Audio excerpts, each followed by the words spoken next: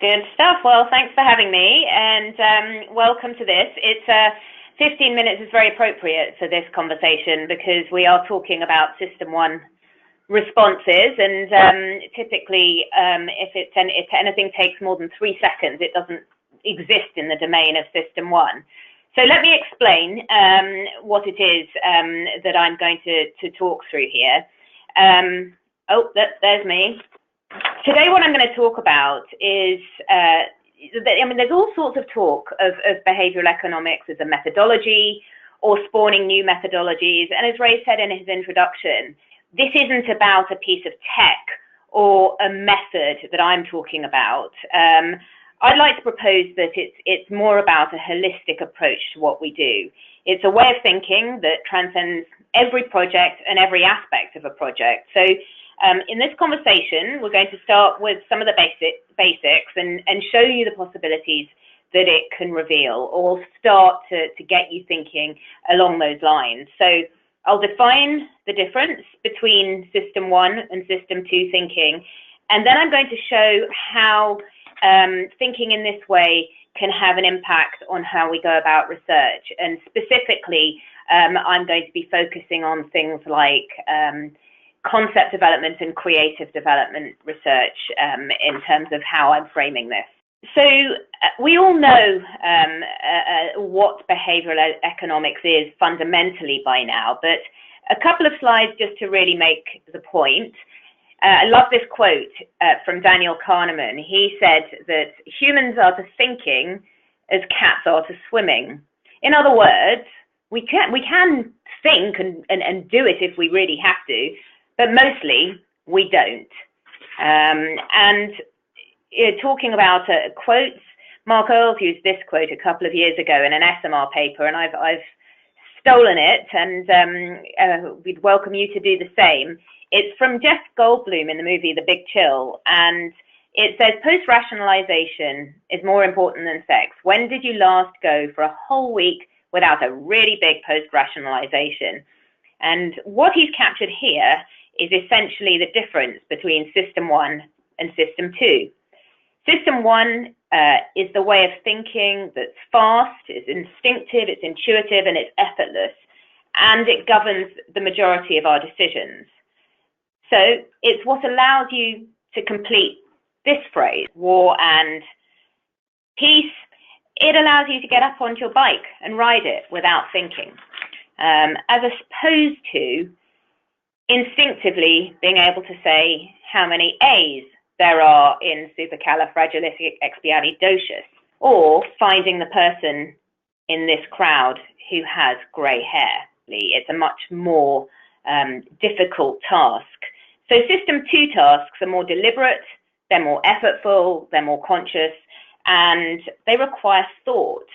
And as I said at the beginning, as humans, we minimize the use of System 2 as much as we possibly can because it's hard work. If we used it every time we made a decision, we simply couldn't get past brushing our teeth in the morning. So you'll have all heard the expression, it goes without saying. And what this really is an acknowledgement of System 1. And the quote that you've got here is from Thinking Fast and Slow, really shows that System 1 is the hero in terms of how the mind works. So although System 2 believes itself to be where the action is, the automatic System 1 is the hero of the book. And to illustrate that point, I want to tell you about an experiment that was done with jam at Yale University. So in this experiment, 45 jams were ranked by experts who selected 5 of those from across a spectrum of quality. So there were 45 jams, they decided to pick 5, and they ranked them in terms of their quality from good to poor quality. And then they got a sample of non-trained people who were asked to taste and rank the 5 jams in a similar fashion. And those non-trained people came up with the exact same ranking as the experts. The experiment was then repeated with a second sample who were asked to rank the 5 jams, but also give the reasons for their ranking on a questionnaire. So they were asked why they chose each jam and placed it in the position that they placed it. And guess what? In that instance, the worst jam was ranked the highest. There was no correlation with the experts. So we do have to ask ourselves here about the value of asking the direct question why. When we're asked to explain choice, we begin to think about variables that just don't matter. We lose touch with the power of sort of sensory and emotional judgments. And this is where system 2 thinking comes into play.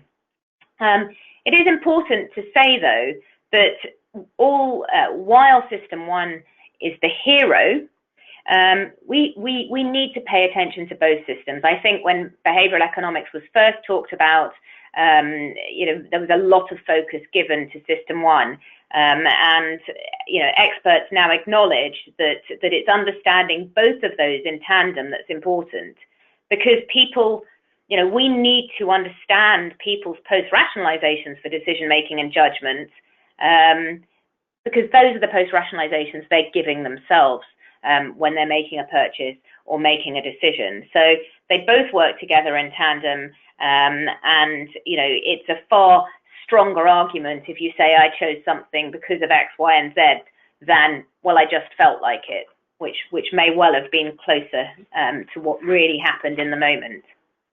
So what does this mean for research? I'm going to focus on 4 key principles that apply to any form of research, qual or quant. I'm from a qualitative background, so there's a little bit of qual flavor to what I'll talk you through, but they are macro principles that apply across the board. So the first one is here, embrace the blink test. So think about how people make decisions in a split second and adapt approaches accordingly. The instinctive choice test is a test that's well known in quantitative circles, and it's where participants choose one of 2 options in a timed response environment. So the classic example of this is the Harvard study that measured whether people are racist or not. If you ever do take it, you'll find out that pretty much everyone is. But you're shown a face and you're given 2 words to ascribe to it, and you have to press a key that pertains to one of those. And the speed of your response shows the strength of that feeling, and it also shows how instinctive it is. And this is where it's been proven that any response that takes over 3 seconds just isn't valid. So how does that translate? Well, it certainly means that we need to be thinking about timing in a different way when we do our research. So, the convention of 90-minute focus groups to evaluate new concepts or ideas, for example, is just simply not fit for purpose. System 1 responses get overlooked within seconds, and system 2 kicks in. So, all researchers know that the longer a conversation or a survey, the less useful it becomes. But yet the industry actually hasn't changed. That standard remains, and we've got to ask ourselves why. So we're allowed to ask ourselves why in an exploratory fashion, even though we certainly can't expect someone to answer that directly, as I've said before.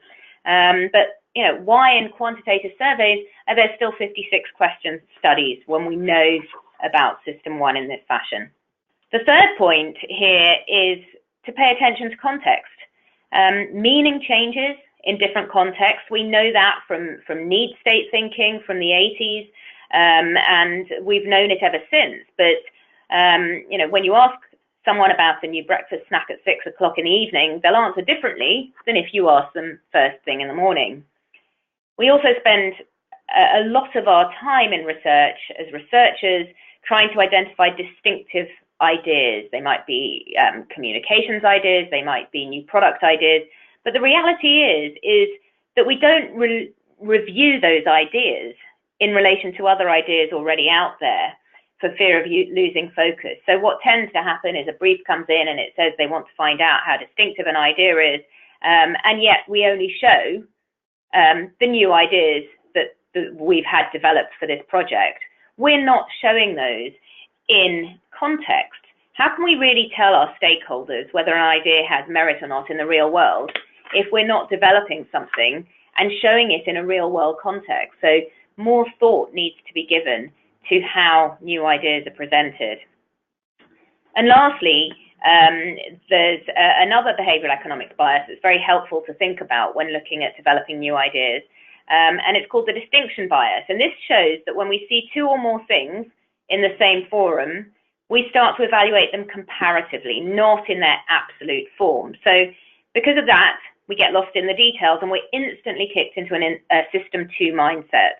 We'll never know if an idea is the best of a bad bunch, or if it's really, if it's any good in its own right, if an idea is only ever shown in relation to the 3 other routes that may have been developed against the same brief. So there's a lot to be said for monadic evaluation of ideas.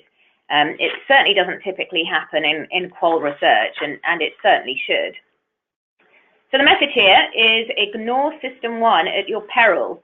If we continue to do what we've always done, then we're guilty of another behavioral economic bias called loss aversion, which is essentially a fear of change. And unless we change, we'll get left behind. Thank you.